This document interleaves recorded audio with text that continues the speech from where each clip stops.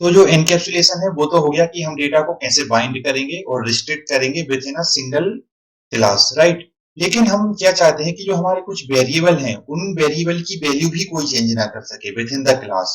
उनको हमें क्या करना, प्राइवेट वेरिएबल बनाना, ठीक है? तो उनको क्या करना, हाइड करना।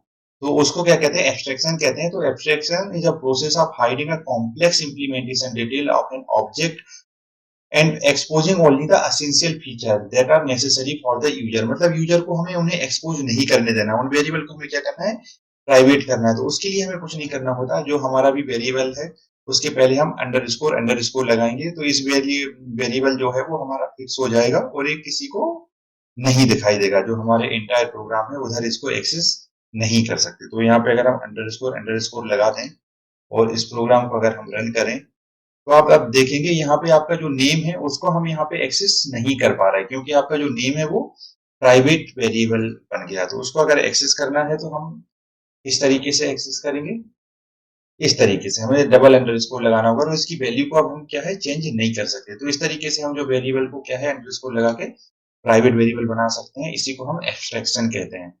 आई गेस आपको ये समझ में आया होगा। आगे जो हमारी क्लासेस है, इनमें जो मेन कॉन्सेप्ट जो हमें पढ़ना है, जो हमारी कोडिंग में यूज आएगा, ये तो थ्योरी है, हमें पता होना चाहिए।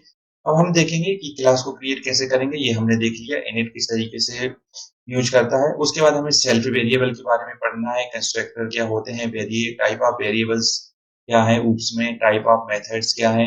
उसके बाद हम एक प्रोग्राम लिखेंगे to define a student class and create an object to it, also display the detail. Then हम एक प्रोग्राम और बनाएंगे स्टैटिक मेथड के लिए, जो काउंट करेगी कि कोई हमारी मेथड के कितने इंस्टेंट क्रिएट हुए हैं। मतलब किसी मेथड को आपने कितनी बार यूज कर लिया। जैसे हमने पर्सन की प्रॉपर्टी बनाए थे, तो कितने पर्सन ने अभी तक वो काम कर लिया, मतलब कितने लोगों ने बोलना सीख लिया है, इस तरीके से। तो वो सारी चीजें अभी हम आगे देखेंगे।